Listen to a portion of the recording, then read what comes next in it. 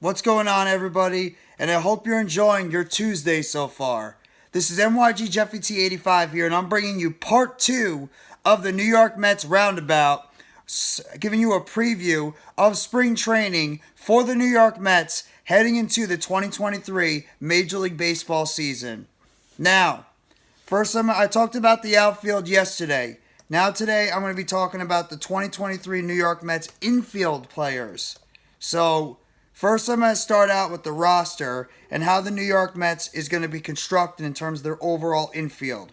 Now, the first three positions, as we all know, the New York Mets' first three positions are all pretty much set in stone of who are going to be the starters in terms of the first baseman, second baseman, and the shortstop. Those are pretty obvious.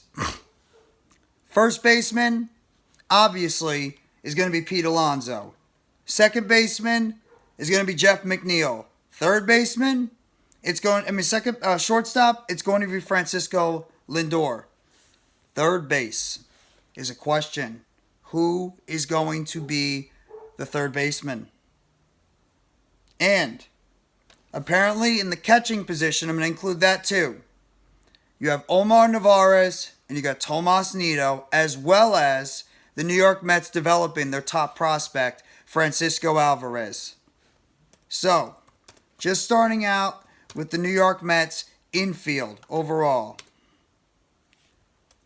So, first I'll start out with Pete Alonso. That's the first guy I'm going to start out with. Pete Alonso, how great he was this past season. Again, another phenomenal season for Pete Alonso, who continues to be the star of the New York Mets team going into the 2023 season. And he's coming off a 160-game season where he had 597 at-bats with 95 runs scored, so 162 runs or hits overall, 27 doubles. He had 40 home runs and a league-leading 131 RBIs with 5 stolen bases. He was caught stealing once. 5 stolen bases for somebody as big as Pete Alonso. That's impressive. He also had 67 walks. He did strike out 128 times. He had a 271 batting average with about a 352 on-base percentage, a 518 slugging percentage, that's very good, and 869 OPS. Pete Alonso is the guy. When you want to look for the guy that's going to hit the ball deep, he's going to give you that power in the middle of the lineup. You can go no further than the soon-to-be 29-year-old Pete Alonso.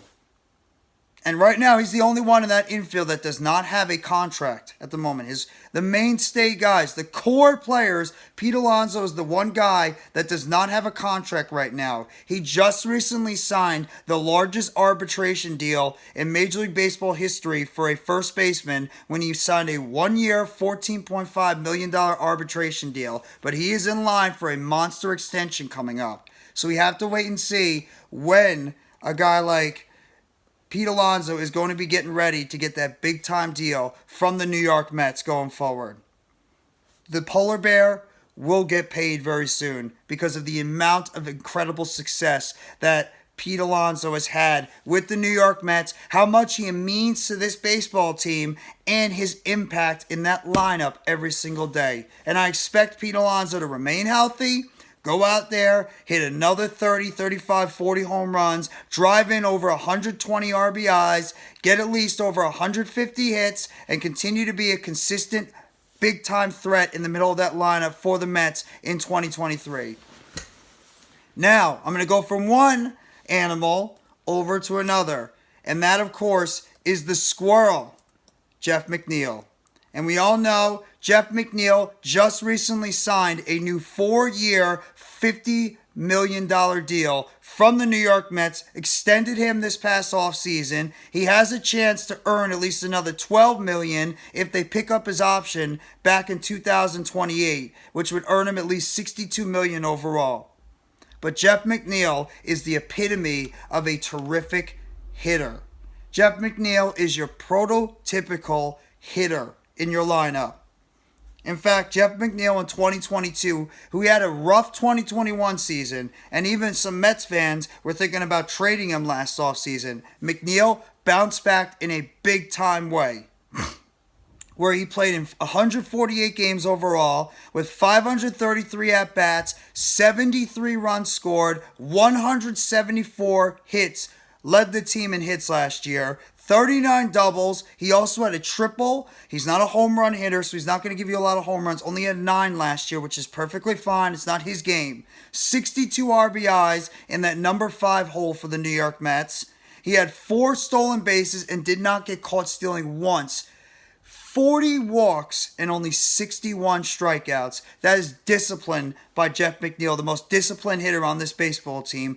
A NL leading, like Pete Alonso led the NL in RBIs. Jeff McNeil led the NL in batting average with a 326 batting average. Terrific season for Jeff McNeil. A 382 on base percentage, a 454 slugging percentage, and a 836 OPS.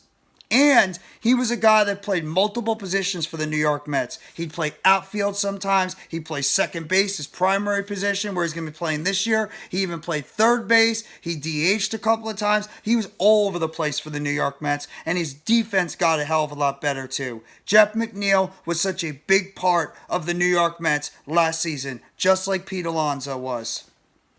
The Squirrel earned his contract extension that he got this past offseason, and I have no doubt Jeff McNeil is going to go out there this year and is going to continue to put up big-time numbers for the New York Mets and continue to be that consistent hitter for the New York Mets in the 2023 Major League Baseball season. I have a lot of confidence that Jeff McNeil is going to step it up and have another big year for the team. Now, time to go to the other big-time player that also had a bounce-back year, and that is Francisco Lindor, who is right now coming into the third year of that 10-year, $341 million contract that the New York Mets signed him to last offseason, or a couple of off seasons ago. And Lindor, for the most part, he had a bounce-back year as well. After struggling a lot in 2021, Lindor had a much better year in 2022. Much better year. Francisco Lindor in 2022 played in 161 games. You want to talk about a guy that was out there on every single game. Lindor was that. He played in 161 games with 630 at-bats, 98 runs scored, 170 hits, which was third on the team behind both Alonso and McNeil. He had 25 doubles, including 3 triples. He had 26 home runs and 107 RBIs, second on the team in home runs last year for the Mets. 16 stolen bases, with 6 of them caught stealing. He had 59 walks on the season, struck out 133 times. He had a 270 batting average with a 449 slugging percentage, a 339 on-base percentage, and a 788 OPS. And his defense steadily improved as the season went through. Francisco Lindor did exactly what the New York Mets needed him to do in 2022. He had a bounce-back season, over 25 home runs, over 100 RBIs, clutch hits at times, much more hits than he had in 2021, when a lot of Mets fans, including myself, thought this kid just couldn't transition to New York. He went out there and he had a terrific season for the most part. Didn't make the All-Star team, but you could argue that he should have made the All-Star team because of how well he played. I really was happy to see what Francisco Lindor did for the New York Mets this past season. And he absolutely deserved the praise that he got from the New York Mets this past season. So good luck to him, and I think Francisco Lindor is going to even try to look to build on what he did in 2022, heading into the 2023 Major League Baseball season. The fact he was so healthy for the most part. Let's see if he can end up doing that again. Now I'm going to go to the most interesting position, you could say, on the New York Mets overall infield, and that is third base. Because you can argue you have 3 guys that can legitimately be the starting third baseman. And first I'm going to start out with Eduardo Escobar. The veteran 34-year-old third baseman who played majority of the time towards the end of the season after signing a 2-year, $20 million deal with the New York Mets this past offseason. Escobar, just like I made in my Mark Canha point last on yesterday's video, Eduardo Escobar was the tale of two halves. He was terrible in the first half of the season last year. But in 2023 and 2022, in the second half of the season, he was able to bounce back big time. And he played in 136 games with 495 at-bats. He split a lot of time with McNeil and some of the other guys at third base. He scored 58 runs. He had 119 hits overall, 26 doubles, 4 triples, 20 home runs, 69 RBIs. For a guy that struggled for the first half of the season, he still managed to hit 20 home runs and had 69 RBIs. That's pretty good for Eduardo Escobar. No stolen bases. He was caught stealing on 2 of his attempts, the only 2 attempts he had. 40 walks with 129 strikeouts. He had a 240 batting average, a 295 on-base percentage. That's low because of how he looked in the first half of the season. A 430 slugging percentage, a 726 OPS overall too. And Eduardo Escobar had questionable defense as well. But we'll have to wait and see what he does in his bounce back year for the New York Mets overall in 2023. I think right now he's looking to be the overall leader in terms of the New York Mets and the third base position. But we'll have to wait and see what's going to happen with the New York Mets in terms of third base, because I think it's a wide open position for the team. Another guy who could potentially be involved in the third base position is Luis Guillorme, who's on a 1-year, $1,600,000 deal. Guillorme is that intangible player. Just comes in, timely hits, plays good at third base mostly, or any position the New York Mets call him to be on, since he came up from the minor leagues back in 2018. And Guillorme, in his age 27 season, he had 102 games played. He had 297 at-bats with 81 hits, 12 doubles. He had 1 triple. He had 2 home runs and 17 RBIs with 1 stolen base, never got caught stealing. He had 34 walks and 46 strikeouts. That's a very good ratio. 273 batting average with a 351 OP on-base percentage, a 340 slugging percentage. He's not a home run hitter. He's a slap hitter. And a 691 OPS. He's a guy that's going to slap the ball around and try to get on base. That's what his goal is right now for the New York Mets, is just try to get on base and try to do whatever he can for the New York Mets heading into this season. And he's probably going to be a super utility player, but he could eventually factor in as a starter. And then last but not least, the young New York Mets player, Brett Baty, who just came up for the minor leagues last year. And he also is a player that is he just came up from AAA last year and showed promise of being the long-term third baseman of the future. After he came up in August, overall, he played in 11 games for the New York Mets with 38 at-bats, 4 runs scored. He had 7 hits. He had 2 home runs and 5 RBIs. His first game against the Atlanta Braves, he had a home run. First game in the major leagues. First at-bat, a home run. He didn't steal any bases or get caught stealing. 2 walks overall, 8 strikeouts with a 184 batting average, 244 on-base percentage, 342 slugging percentage, and 586 OPS. He barely played that much, but you got to give the kid a little bit more time to get his feet under him. Only 23 years old, good size, needs to work a little bit still on the glove, but he has promise. And while he might not start the season as the third baseman, I think they might go with Eduardo Escobar as the starting third baseman. This kid has promise. So I could easily see him being a guy that the New York Mets could look to as a player that the New York Mets could potentially have as their long-term player and long-term third baseman going into the future. And now I'm going to finish off at the catching position. Omar Narvaez, who was signed to a 2-year, $15 million deal with the New York Mets this offseason. And last year, the 31-year-old played overall with the Milwaukee Brewers and had played in 84 games with 262 at-bats, 21 runs scored, 54 hits, 12 doubles overall. He had 1 triple, 4 home runs, 23 RBIs with 29 walks, 57 strikeouts. He had a 206 batting average. He had a 292 on-base percentage, 305 slugging percentage, and a 597 OPS. He's more of a guy that's going to be there for his defense. That's what he does the best. He's a guy that is pretty much there for his defensive metrics overall for the New York Mets. So Narvaez is a solid player, and I think he's probably going to split time with the other catcher that the New York Mets just brought back to a 2-year deal, and that is everybody's favorite, Tomas Nido, the 26-year-old catcher who signed a 2-year, $3,700,000 contract and arbitration to stay with the New York Mets, and he was a very likable player on this team. He's not going to give you a whole lot in power department, but he is a decent hitter.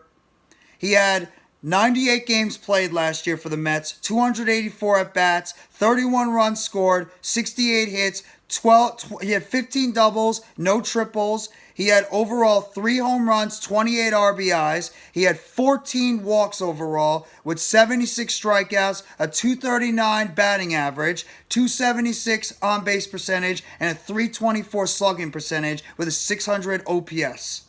This is a guy that is just an intangible player, another guy that's going to give you defense. He's a very good catcher, likes to throw out the runners at second base. He's very solid at that. A likable player. The pitchers love pitching to this guy. That is the one thing that Tomas Nido has, is the pitchers love pitching to him. And that's a major advantage for this team right now going into this offseason. And a couple of things that you could look for in terms of the New York Mets roster.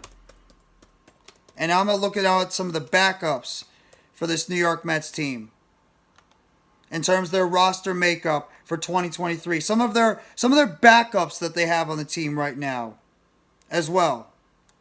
So give me 1 second. I'm going to pull up the 2023 New York Mets roster in terms of their overall depth on the team for this upcoming season. Now, I already talked about the starters. Now I'm going to talk about the rest of the infielders. Also, you have guys like Danny Mendick, who they signed in the offseason to a 1-year, $5 million deal. Another player that could factor in as a bench player on this team. You obviously got Brett Beatty, Luis Guillorme. You have the young Mark Vientos, another player called up from the minor leagues, who came in at the end of the season. Also can play the outfield. You have Ronnie Mauricio, the Dominican League MVP this past offseason. Another guy that factors into play. So you have decent depth on that infield. The question is right now with the New York Mets, overall, can you get the consistent production you had from these guys last year? As well as, can these guys remain healthy?